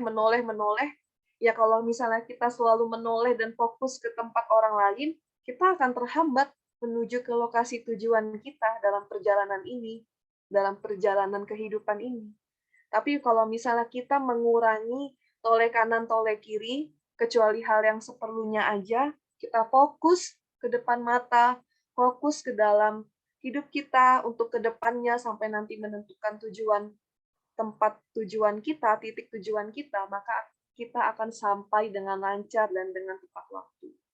Maka dari itu, mulai dari sekarang, kita berfokus dengan apa yang kita punya, apa yang kita miliki. Kalau misalnya mau noleh kanan, noleh kiri boleh, tapi cukup sebagai pembelajaran aja, cukup sebagai tanda peringatan atau tanda sinyal aja. Yang lebih banyak kita lakukan adalah fokus supaya bisa sampai di tempat tujuan kita. Mungkin seperti itu yang bisa saya sampaikan. Terima kasih.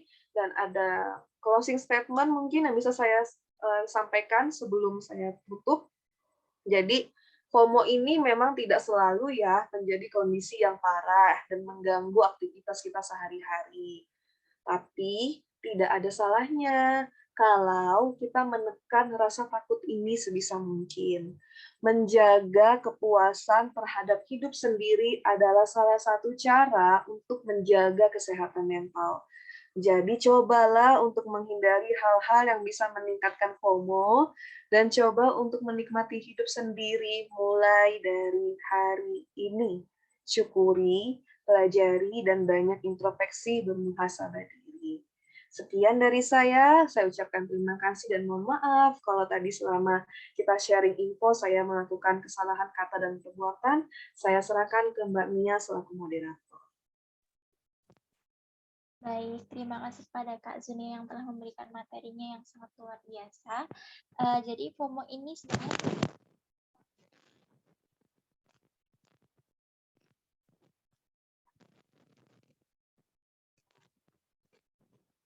bisa terjadi pada siapapun, entah itu laki-laki ataupun perempuan, bahkan usia 13 tahun pun bisa mengalami FOMO. Selanjutnya, pentingnya untuk evaluasi diri, karena ketika kita menyusun hidup kita sesuai dengan koridor kita, maka akan terhindar dari hal-hal yang mungkin akan masuk dalam kehidupan kita seperti itu. Mungkin teman-teman yang mau bertanya bisa langsung menuliskan di kolom komentar atau bisa raise hand pada kolom chat Zoom. Begitu teman-teman. Silahkan jika ada yang ingin bertanya dari materi Bu Muslimah ataupun Kak Zunia, silahkan.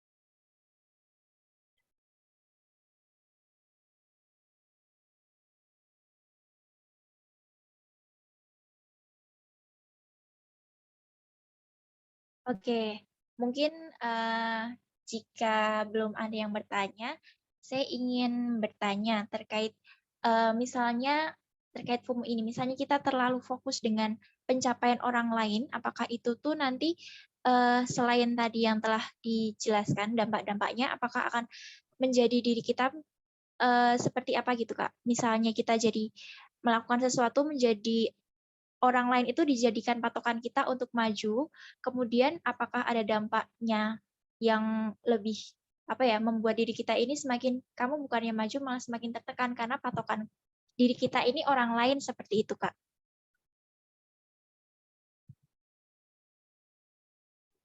Menanyakannya ke siapa nih, Mbak? Oh iya, mohon maaf. Mungkin saya izin bertanya kepada Kak Zunia. Oh iya. Izin ya Bu Muslimah, saya izin menjawab. Silakan. Nanti Ibu Muslimah boleh menambahkan kalau dari saya kurang ya Bu ya.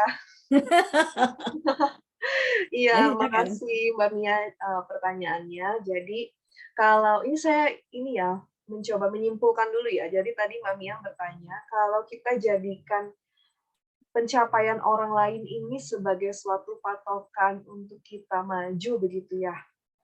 Itu kira-kira baik atau enggak? Begitu atau Ya, gimana? iya betul. Oke.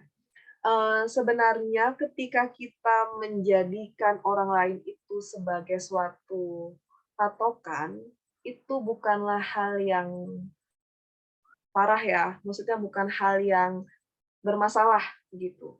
Karena dalam hidup ini kan ada banyak sekali faktor motivasi, ada motivasi internal, ada motivasi eksternal. Jadi kalau kita mau maju, kita melihat, oh orang ini aja bisa loh, maksudnya dia mungkin dia punya keterbatasan, dia punya kekurangan, tapi dia mau maju nih untuk hidupnya dia. Kenapa aku enggak ya? Sebenarnya itu tidak menjadi suatu masalah karena bisa memotivasi kita. Tapi yang menjadi masalah adalah pencapaian orang itu bukan menjadi patokan lagi, tapi menjadi standar untuk kita. Kalau kita menjadikannya standar yang ideal, pencapaian orang lain, nah itu yang menjadi suatu permasalahan, yang menjadi PR. Karena kalau udah menjadi standar, ketika kita tidak bisa sama kayak orang itu, kita akan merasa apa? Kecewa kan? Kecewa yang berlebihan, kemudian muncul stres, muncul rasa tertekan, depresi, dan sebagainya. Kalau kita tidak memenuhi standar. Tapi kalau hanya sebagai patokan, hanya sebagai penggerak untuk kita maju, tapi kita berfokus pada apa yang kita punya, berfokus pada usaha kita, dan berfokus pada keberhasilan versi terbaik kita, that's no problem. Nggak apa-apa. Tapi kalau kita jadikan standar dan kita harus sama kayak orang itu, nah itu yang jadi masalah. Seperti itu kalau dari saya ya. Mungkin kalau dari Ibu Muslimah ada yang ditambahkan? Mungkin ada pandangan yang berbeda, Bu. Mungkin. Kalau menurut saya ya dari pengalaman itu kan kita hidup itu punya model ya. Model itu tentunya sudah sesuai dengan apa yang kita yakini di dalam nilai-nilai kita. Kalau memang itu modelnya gitu ya, modelnya itu adalah satu nilai yang ada pada diri dia, tentunya hal itu tidak masalah. Tetapi nilai-nilai itu adalah misalkan tadi karakter, kepribadiannya kok bagus, aku kok elek itu ya, tadi di muhasabahnya, dievaluasi dirinya itu. Misalkan ternyata ada kekurangan-kekurangan itu dan saya ingin seperti dia, misalnya begitu. Saya kira walaupun dia pun tidak bisa tidur, menurut saya Bu Zinia, itu menurut saya walaupun dia tidak bisa tidur kan kecenderungan kecemasan nih ya. Tetapi kecemasan yang positif karena dia tidak mampu untuk hal-hal yang sama gitu ya, terutama dinilai ya di kepribadian atau karakter ya, yang dia nilai bahwa itu adalah lebih baik buat saya gitu. Itu adalah positif walaupun tadi kadang kita tidak mampu tidur karena kita memikirkan hal-hal yang kok saya kayak gini banget sih gitu ya. Kemudian setelah itu dia mampu untuk mengontrol semua pikiran-pikirannya dia. Oke, kalau begitu aku harus berubah, gitu ya. Terus kemudian kan turun ya, Bu Zinia ya, kalau misalkan menurut Ibu sebagai orang yang meneliti tentang klinis gitu ya, menurun kemudian rasa saya itu merasa ayem. Oke, aku akan belajar seperti itu, maka apapun yang itu yang tadi, misalkan saya pengen seperti itu. Tetapi tadi, kalau misalkan kita adalah di dalam melihat seseorang itu dalam prestasinya, gitu ya, kita juga harus lihat prosesnya dong. Dan kekuatan kita ya untuk mencapai itu, gitu. Jangan sampai kita terobsesi sesuatu hal yang kita inginkan, tetapi kita belum siap untuk mencapai itu, gitu. Menurut saya begitu. Makanya kalau kita ya kalau itu adalah sebagai satu role modelnya itu adalah value, nilai-nilai itu menurut saya nggak masalah manakala kita mengalami kecemasan, manakala kita tidak mampu untuk meraih yang seperti itu gitu. Karena pada suatu ketika kita akan berpikir ulang, bagaimana toh caranya kan begitu. Karena kan itu untuk pengembangan diri kita sendiri juga kan ya, di dalam kita berhubungan dengan orang lain kan. Tetapi tadi kalau misalkan hal-hal yang lain, misalkan keinginan prestasinya itu harus kita lihat prosesnya itu seperti apa, kita sudah mampu atau siap atau kita mempunyai potensi yang sama atau tidak untuk meraih prestasi itu. Kalau misalkan toh berbeda tidak apa-apa. Tadi dikatakan oleh Bu Zenia bahwa orang itu adalah individual differences. Kita punya kekuatan sendiri-sendiri yang mana kekuatan itu bisa meraih sesuatu keberhasilan. Kalau menurut saya begitu. Oke, terima kasih Bu Zenia. Baik, terima kasih Bu Mus dan juga Kak Zunea, ini sangat-sangat berikan gambaran dan juga referensi saya bahwa kalau misalnya meniru orang atau menjadikan patokan teman atau seseorang itu sebenarnya tidak selalu buruk seperti itu ya Bu ya. Tidak. Ya, baik. Kebetulan ini sudah ada yang bertanya di kolom komentar. Izin bertanya kepada Bu Muslimah dan juga Kak Zunea perihal perbedaan antara FOMO dan dorongan sehat untuk mencari pengalaman baru, serta bagaimana cara membedakan antara keduanya. Ini pertanyaannya dari Alika. Terima kasih, monggo Bu Mus dan Kak Zunea untuk mungkin Bu Zunia itu yang sudah penelitian, nanti saya akan nol-nol. Soalnya kalau sudah terjun ke satu penelitian itu biasanya menghayati gitu. Iya Bu ya. Bu ini maaf ya Mbak Mia dan Bu Mas, saya suara di rumah karena di Kalimantan udah mau masuk waktu zuhur, jadi masjid itu suaranya agak sedikit besar. Nggak apa-apa ya. Iya. Ya, jadi enggak juga kok Bu, maksudnya kan ini karena kita kebetulan aja Bu ya meneliti, jadi beberapa hal ada value dari FOMO yang kita sama-sama gali begitu. Kalau misalnya ditanyakan kira-kira bedanya apa sih antara FOMO dengan healthy drives gitu atau dorongan sehat untuk mencari pengalaman baru. Intinya pada kondisi intensitas dan kondisi seberapa mengganggunya. Kalau FOMO itu bisa jadi komorbidnya FOMO itu bisa sampai kecanduan media sosial. Komorbidnya juga bisa ke masalah penggunaan media sosial. Akibatnya itu besar sampai ke situ. Tapi kalau dorongan sehat akan menimbulkan dampak-dampak yang positif. Contohnya, ketika kita memang niatnya untuk memperluas relasi ya, maka yang kita dapatkan adalah jejaring pertemanan yang lebih banyak, jejaring pertemanan yang lebih tahu kita, yang lebih bisa kita manfaatkan untuk perkembangan diri kita. Nah, kalau kita lihat dari akibatnya itu sudah jelas ada negatif dan positif, saya rasa teman-teman udah bisa tahu. Oh, kalau FOMO, ketika aku pengen buka HP terus, pengen tahu banget kabar orang lain, dan ketika itu tidak terpenuhi, ya rasa cemas yang berlebihan ini akan selalu terhinggapi dan tidak bisa aku kontrol.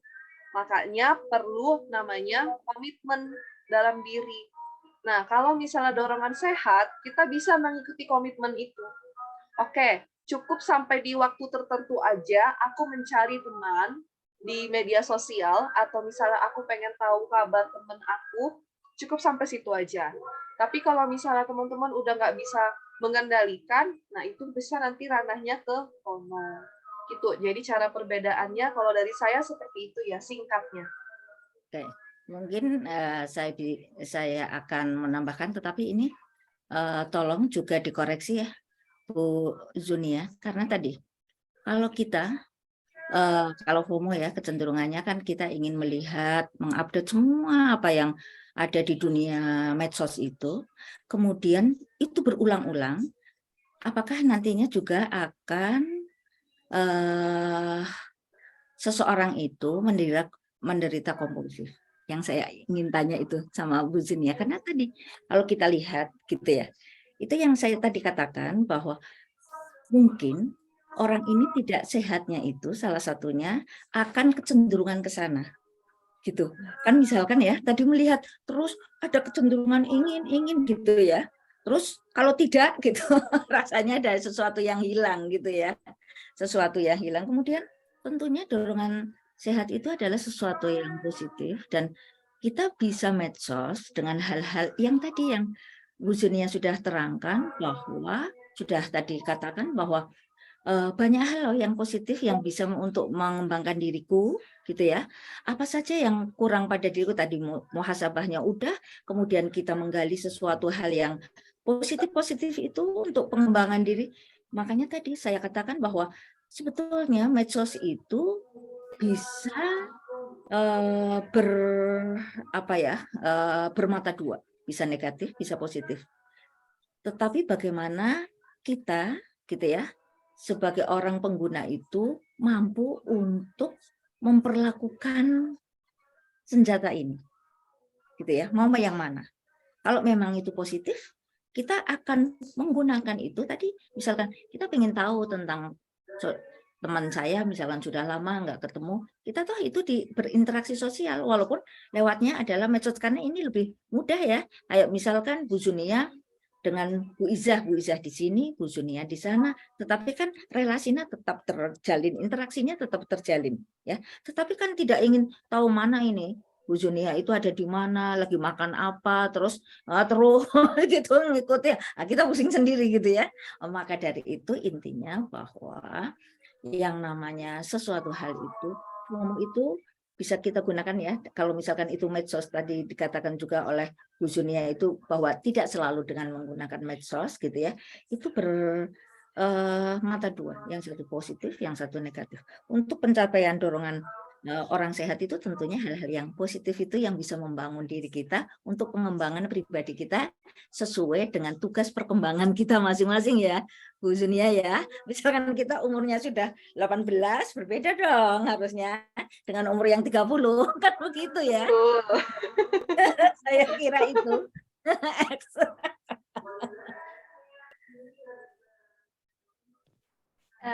Terima kasih kepada Bu Mus dan juga Kak Zunia yang telah menjawab pertanyaan dari Alika. Mungkin sudah terjawab ya, Alika? Ya. Mungkin karena keterbatasan waktu, untuk sesi pertanyaan kita tutup di Alika tadi, ya teman-teman. Mungkin nanti bisa kita sambung di webinar-webinar selanjutnya. Bu. Baik. Kenal ya, salam kenal ya. Salam kenal Bu Muslimah. Ini adalah orang yang sudah jadul. Nah. Enggak Bu, tapi tetap fresh. Oke.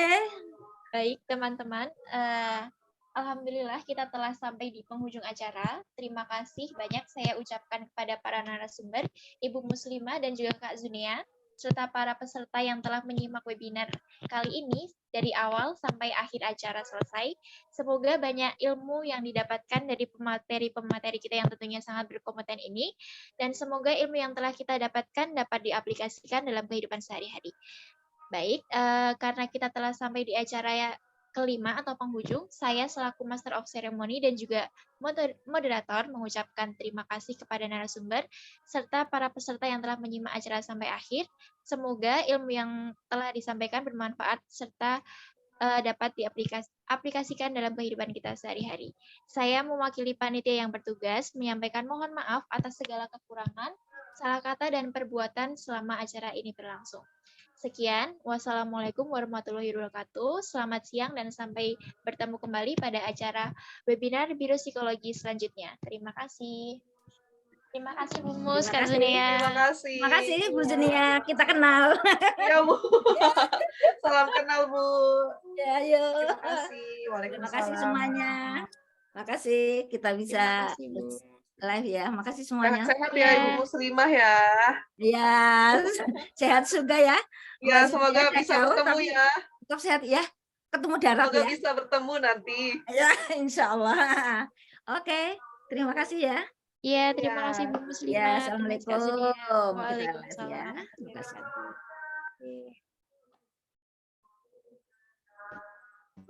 Saya izin live ya teman-teman ya. Terima kasih ya Kak Zunia. Iya, sama-sama. Semangat terus belajarnya. Iya, iya Kak. Terima kasih. Terima kasih Kak Zunia. Iya, sama.